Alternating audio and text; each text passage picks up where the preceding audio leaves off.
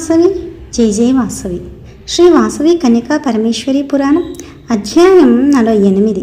విరూపాక్షుడు మొదలైన వారి కాశీ ప్రయాణం, ప్రయాగ వంటి తీర్థాలలో సేవ చేయడం, పితృదర్శనం, అమ్మవారి సాక్షాత్కారం, శుక్రవారం పూజ విశిష్టత, పూజా విధానం చెప్పడం.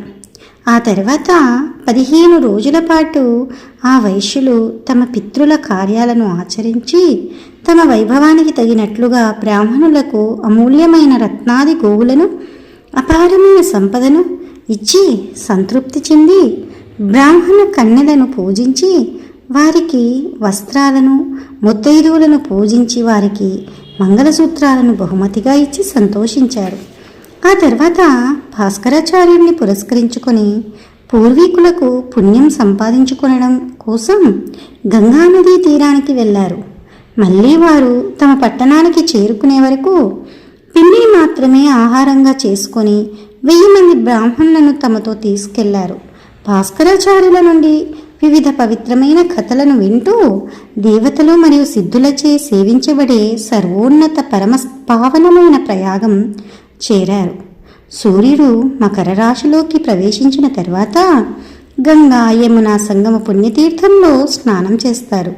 బ్రాహ్మణుల నుండి ప్రయాగ నది తీర్థం యొక్క ప్రభావాన్ని విని వారికి అనేక రకాల దానాలు చేసి పూర్వీకులను ప్రసన్నం చేసుకున్నారు.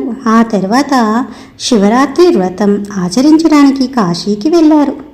గంగానదిలో స్నానం ఆచరించి పాపరహితులుగా విశ్వనాథుని పూజించి శివరాత్రి నాడు పగలు రాత్రి ఉపవాసం ఉండి ఆచార్యుల నుండి పంచాక్షరి మంత్ర ఉపదేశాన్ని గ్రహించి మంత్ర ప్రభావాన్ని విపులంగా విని ఆ మంత్రాన్ని జపిస్తూ రాత్రంతా జాగరణ చేసి అనేక దాన ధర్మాలు చేసి ఆ మాసం అక్కడ గడిపి గయకు బయలుదేరారు.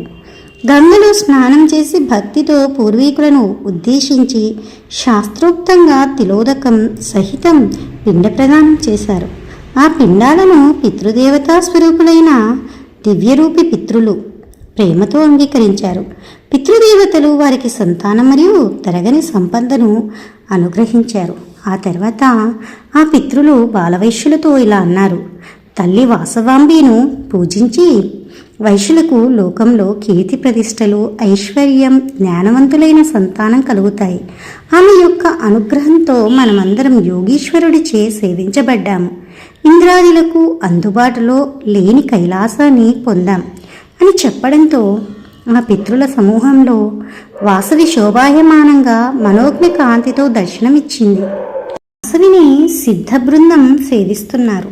గంధర్వులు గానం చేస్తున్నారు. మకుటాభరణాలతో ప్రకాశిస్తున్న పౌర్ణమి చంద్రునిలా విరాజించింది. అనంతరం 4 భుజాలతో, తెలుపు మరియు పసుపు రంగులతో, శ్యామల శరీరంతో, స్వర్ణ పీతాంబరాన్ని ధరించి కుడి చేతిలో చిలుక, ఎడమ చేతిలో అభయముద్ర, పై 2 చేతులతో కలశం ధరించి మెరిసింది. ఆమెను చూడగానే వైశ్యులు ఆనందానికి లోనయ్యారు. అయితే ఆమెను చూసే స్థోమత వారికి రాలేదు. అప్పుడు వాసవి ప్రసన్న సుఖకరమైన దర్శనమిచ్చి అక్కడ నిలబడి ఉన్నవాళ్ళను ఆశీర్వదించింది. వారు, ఓ దేవి, నీ పుట్టుకతో పర్వత వంశం పవిత్రమైంది. అలానే మా వంశం కూడా పవిత్రమైంది.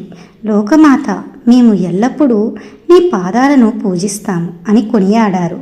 అప్పుడు వాసవి, నా పిల్లల్లారా, మీరు చేసిన గొప్ప పూజల వలన నేను పితృలతో సంతోషిస్తున్నాను.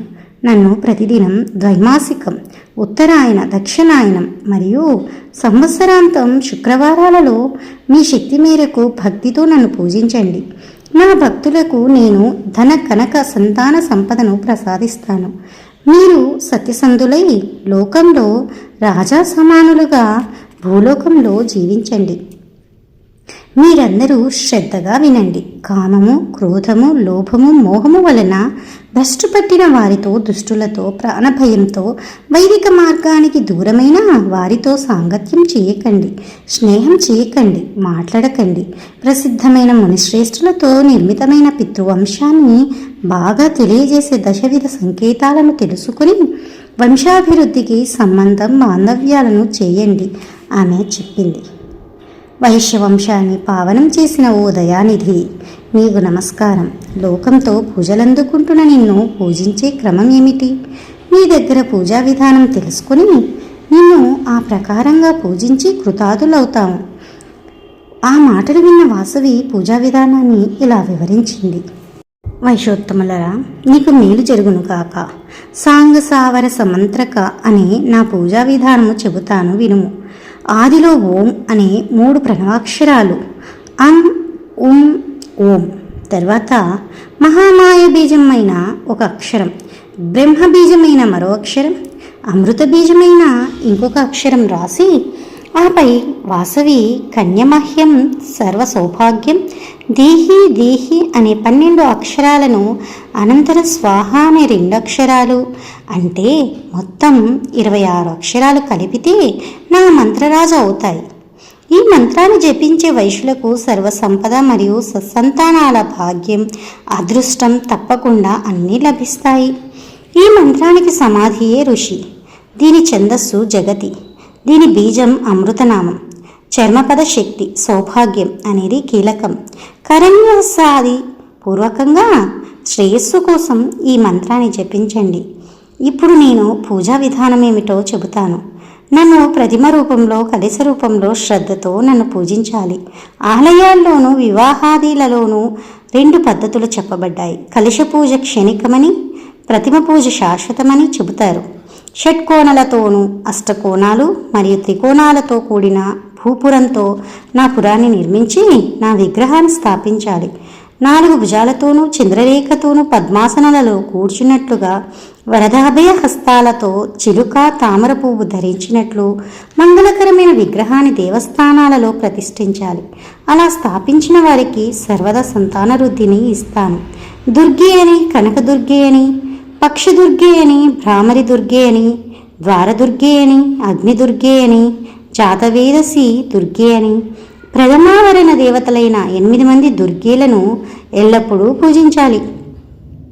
గణపతిని, క్షేత్రపాలకుడిని, 7 మాతృక్యలను ద్వితీయవర్ణంలో పూజించండి. ఇంద్రాది అష్టదిక్పాలకులను తృతీయావరణంలో పూజించండి. చతుర్థావరణంలో సూర్యాది నవగ్రహాలను పూజించండి. పంచమావరణంలో చక్రశూలాన్ని, పాశాన్ని, ముద్గురలను, చతుర్వేదాలను పూజించండి. భూపురంలో ప్రతిష్ఠ చేసి నన్ను స్త్రీ సూక్తంతో ఆరాధించండి. పిల్లల్లారా, పూర్వజన్మలలో సమాధి అని పేరు పొంది బంధువర్గంతో కూడిన కుసుమశ్రేష్ఠిని నా ముందు విధిపూర్వకంగా పూజించండి. అప్పుడు మీ పూజ సఫలమవుతుంది. పూర్వజన్మలో భండాసురుడు అనే రాక్షసుడు రాజై మళ్ళీ రాజావంశంలో విష్ణువర్ధనుడైన నా భక్తుణ్ణి పూజించండి.